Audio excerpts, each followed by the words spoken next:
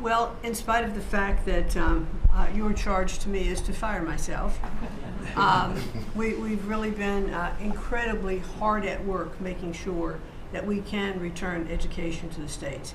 And as I sit and listen to all the emergencies that we are addressing in this country, from the economy to our borders to everything that we're doing, I would say, sir, that if we do not fix education in our country with this hard reset that you are expecting, I think the greatest national emergency we could face is our education.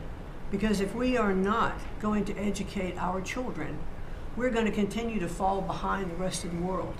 When there are only 30% of 12th graders, 8th graders, and 4th graders that can read at proficiency level, that is an incredibly harsh statement to make about our country. And you told me when you first were elected president, and you looked at, I think, right after you took office, the first NAEP scores, which is the Nation's Report Card, came out and showed how far down we were in educational proficiency in our country. And not only the NAEP scores, but the international scores as well, showed us about third from the bottom. You told me you were not only embarrassed, but you were angry about this, and that we had to do something to change this in our country.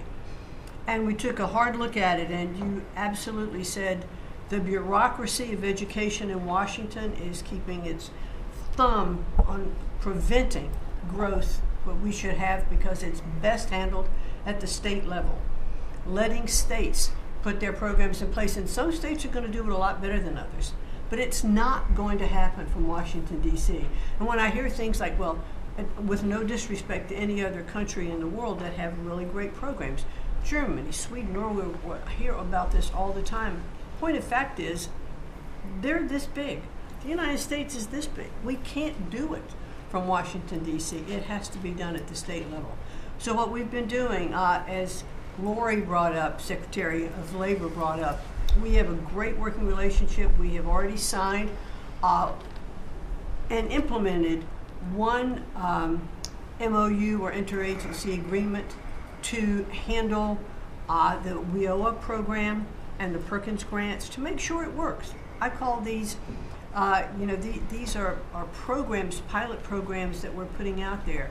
And if these are going to work, we will be able to permanently transfer these programs to other agencies. They're working like a charm. We've taken some of our best people in education. It still operates under the budget of the Department of Education and under the management of the Department of Education, but working with Lori's personnel. And when I hear pushback on that to say, well, how can this possibly work to take education and put it in labor? Let's be efficient. One example, in order to draw down on a lot of the grants that they were helping us with, we're using their grant system. The grant system at the Department of Education is like held together with bubble gum and rubber bands. And it did not interact with any other agency. Now we have this really smooth operation already in labor.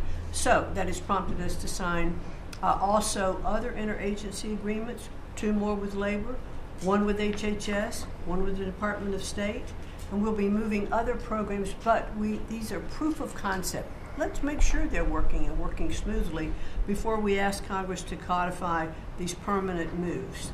So that's kind of in the world of K through 12, what we're looking at right now, but in the world of higher education, as Attorney General Bondi mentioned, we've been working really very hard to make sure that we've got anti-Semitism and DEI out of our universities, and put some pretty stiff fines on, worked some good deals. I've enjoyed working with Harmeet, who is just an incredible negotiator. So we're bringing all of that to bear as well. So I can say, sir, that we are moving to return education to the states and to bring the level of education back up, making sure our students can read by reintroducing the science of reading in schools.